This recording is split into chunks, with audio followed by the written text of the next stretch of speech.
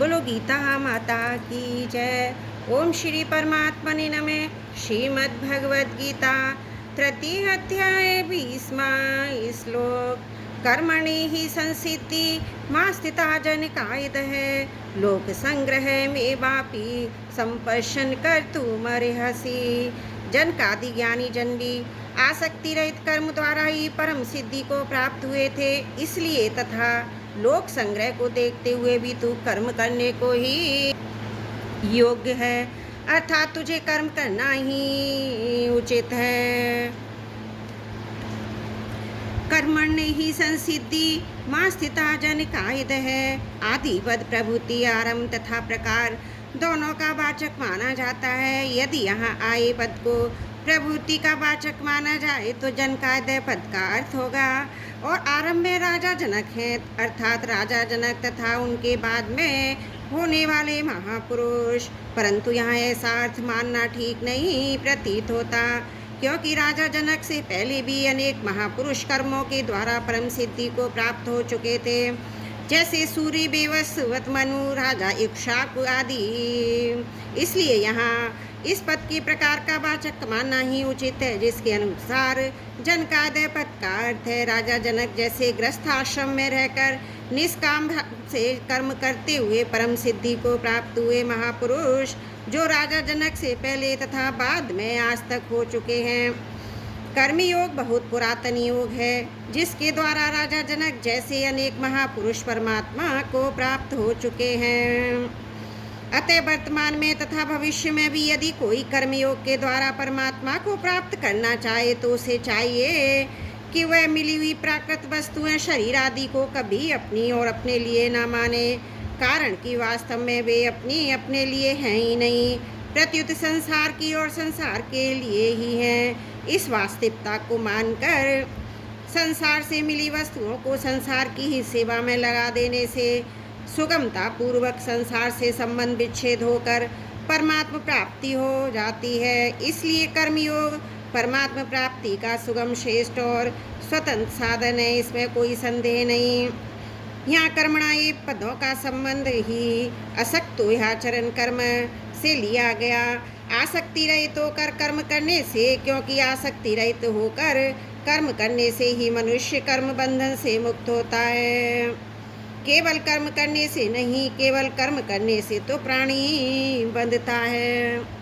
कर्मणा बद्धते जंतु भगवान पीछे भी बता चुके हैं, संक्षेप में आगे भी वो पुनः कह चुके हैं। जैसे 19वें श्लोक में आसक्ति रहित होकर कर्म करने की आज्ञा देकर इसलिए ही कर्मणा एव कहते हैं।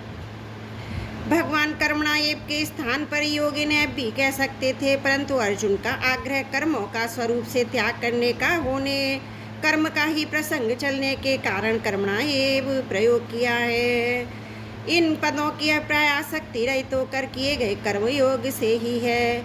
वास्तव में चिन्मय परमात्मा की प्राप्ति जड़ कर्मों से नहीं होती। नित्य प्राप्त परमात्मा का अनुभव होने में जो बाधाएं हैं वे आसक्ति रहित होकर कर्म करने से दूर हो जाती हैं। फिर सर्वत्र परिपूर्ण स्वतः सिद्ध परमात्मा का अनुभव हो जाता है। इस प्रकार परमात्मा तत्व के अनुभव में आने वाली बाधाओं को दूर करने के कारण यहाँ कर्म के द्वारा परम सिद्धि की प्राप्ति की बात कही है। परमात्मा प्राप्ति संदेह मार्मिक बात। मनुष्य सांसारिक पदार्थों की प्राप्ति की तरह परमात्मा की प्राप्ति को भी कर्मजन्य मान लेते हैं।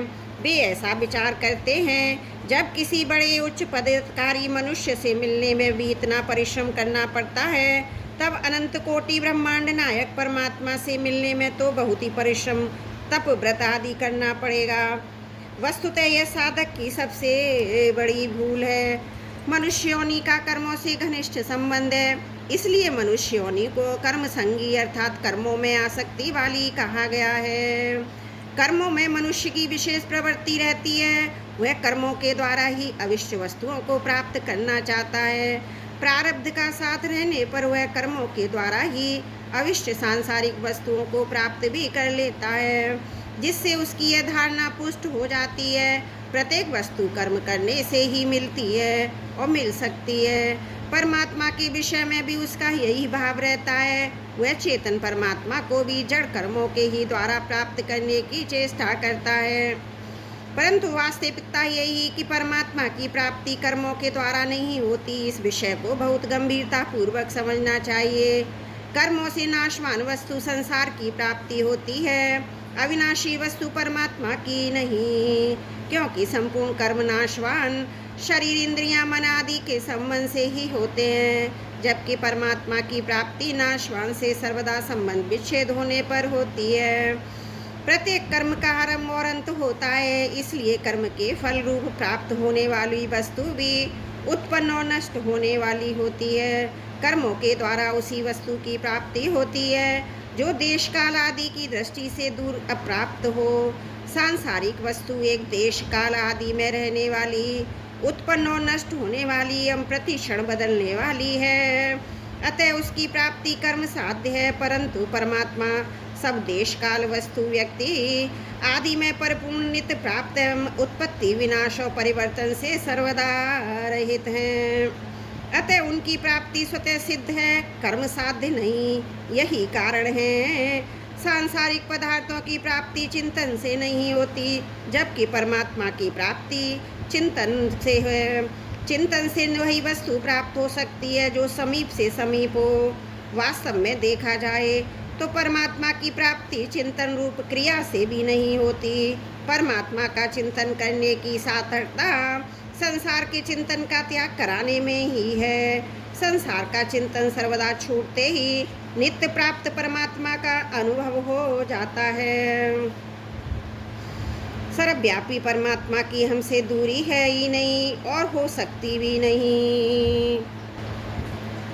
जिससे हम अपनी दूरी नहीं मानते, उसमें पन से भी परमात्मा अत्यंत समीप है।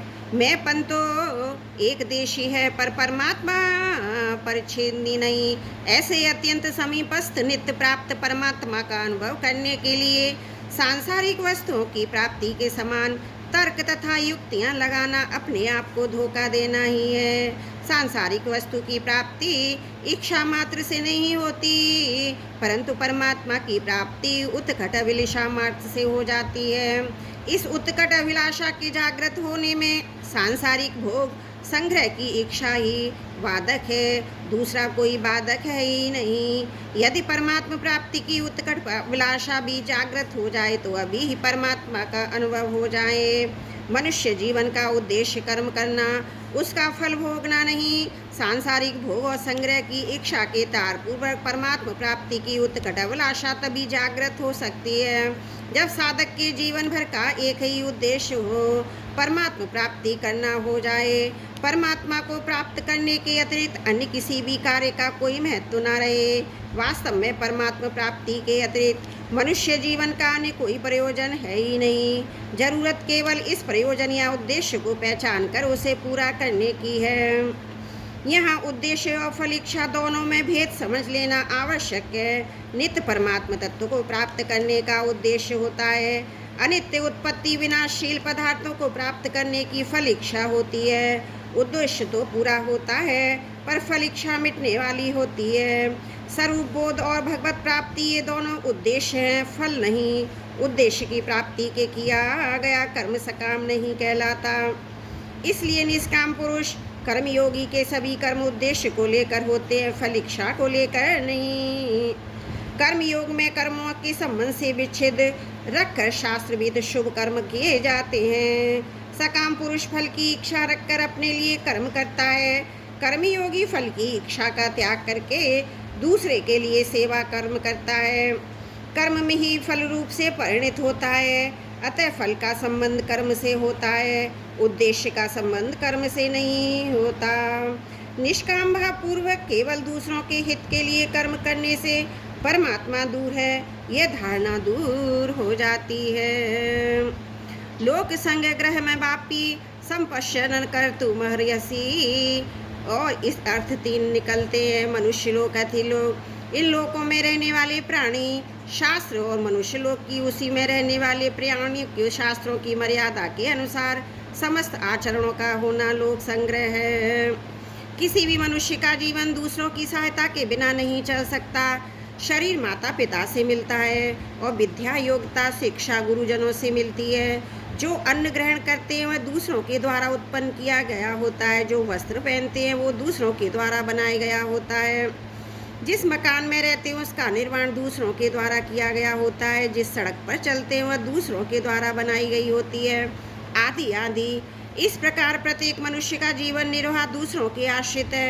अतः हर एक मनुष्य पर दूसरों का ऋण है, जिसे उतारने के लिए यथाशक्ति दूसरों की निस्वार्थ भाव से सेवा करना आवश्यक है।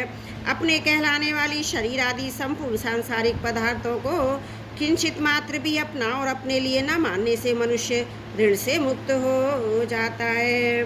त्रुटियों के लिए क्षमा प्रार्थी हूँ। 20वां श्लोक समाप्त। वसुदेव सुतं देवं कंस चारुण्यमर्दनं देवकी परमानंदं कृष्णं वंदे जगद्गुरुं।